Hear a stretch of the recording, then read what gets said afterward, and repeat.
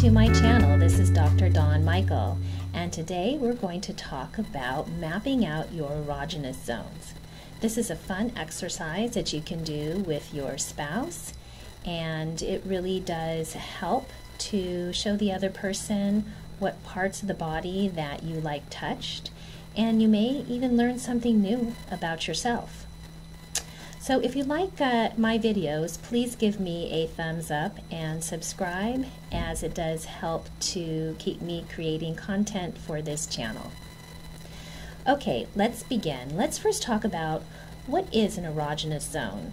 That would be a part on your body that makes you feel aroused, that is sensitive, and it feels good when somebody else touches it.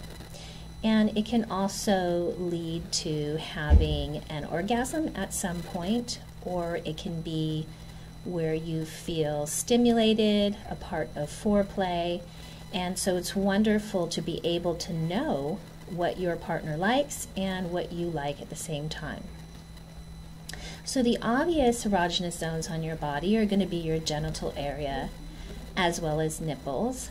Those are typical places where people will go to stimulate, to bring their partner pleasure, but there's so many other areas on the body that can equally feel really good when touched and stimulated. So let's start with the top, and that would be your head.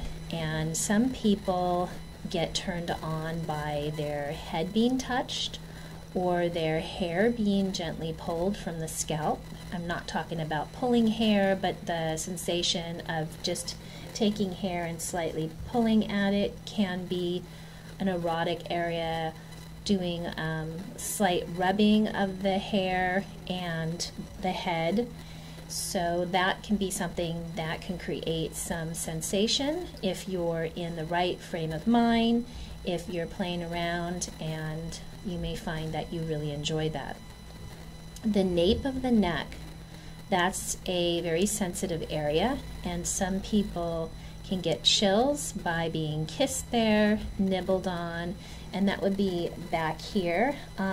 Sometimes you can even grab that part of the area and hold on to it, and that can even be something that is erotic. It just depends on the person. Then we move on to the ears. For some people, they love their ears being nibbled, so it would be down here, or they like to have the sensation of putting a finger in the ear. One thing I would avoid is really sticking your tongue in there. Most people don't like that sensation, although some people might, but generally it's more of just a light touch around the earlobes. You can even pull on the earlobe itself. That can be a nice sensation, but certainly nibbling is definitely erotic for many people and will bring that kind of a arousal around. And you can stay on the ears for a little while if you feel that you like it. And again, you're going to be experimenting with each other, so when you find something that feels good, definitely say that it feels good. If it's not something that feels as good, you might just direct them to another area, because this is supposed to also be a positive experience, and you don't really want to say anything that's negative. So let's move down the body, and one area that sometimes people feel a sensation is in the wrist, and this could be something where nibbling on it or kissing the wrist, light touching, not necessarily petting, but you could do like a long sensual touch all the way up the inside of the arm, and that can be a real turn on for some people, along with even the hands. The touching of the hands can be erotic to the tip of the fingers. Down the side of the body, a nice light touch or kissing down the side of the body can be very sensual. The belly is an interesting one. Some people like their belly being touched or kissed, and other people do not like it. So that might be an area where you can try it out, but if you feel that your partner is not really enjoying it, back off and move on to another section of the body. So let's move to the inner thighs. That's a big erogenous zone for many people is having their inner thighs touched, kissed, rubbed, and you can certainly decide what sensation you like. The touch is important because that can also be an area that is a little bit ticklish for some people, and the ticklish sensation is not really sexy.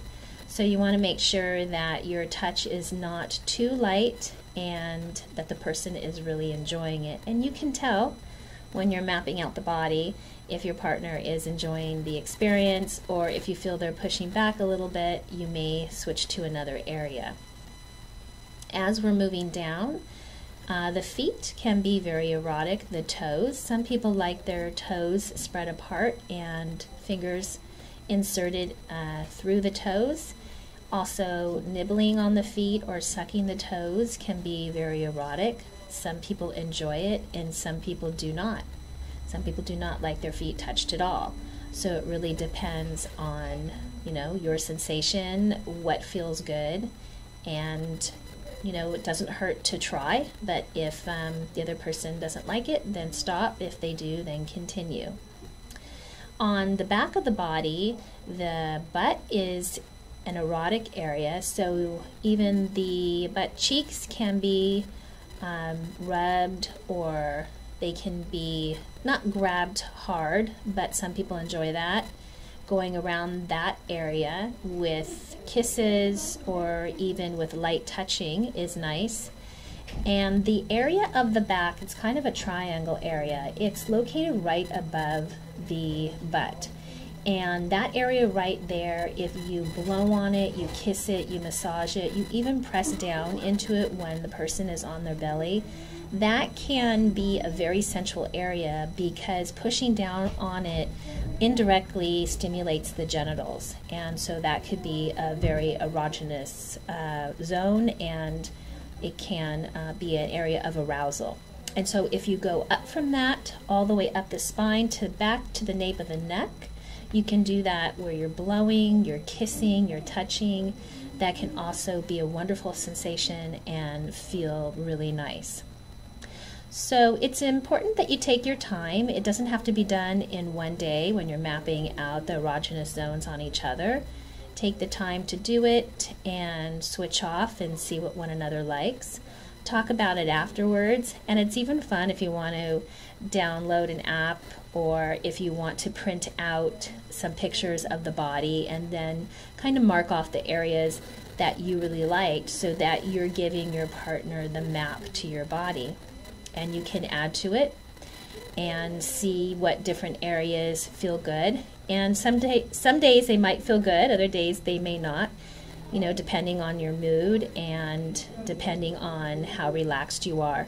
Because this is the other thing, if you're feeling like stressed or you're rushing through this, you're not going to get that same sensation. So you really want to make the time and the space to explore so that, it's comfortable. You don't feel like there's other people around or you're rushing, that you have the time to do it. One nice thing to add is if you have a soy candle, it has a nice glow to it, and then it's not wax, it's soy. It warms up and it becomes a massage oil, so you can also use that on your body. And then to leave you with one last wonderful erogenous zone, that is the lips. The lips are very important because not only are they sensual on the outside, lips can be sensual on the inside, and people forget to run their tongue along the inner part of the lips. And that can be something that is fun to explore.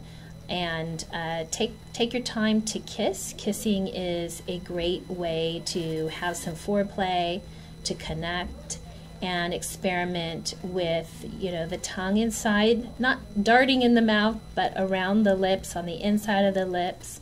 A little bit of nibbling is okay, and really see what reaction you get from each other and if you like it or not. So that's it for today. If you like this video, please give me a thumbs up, subscribe to my channel, and leave your comment. I believe everyone deserves to have a healthy sex life, and so do you.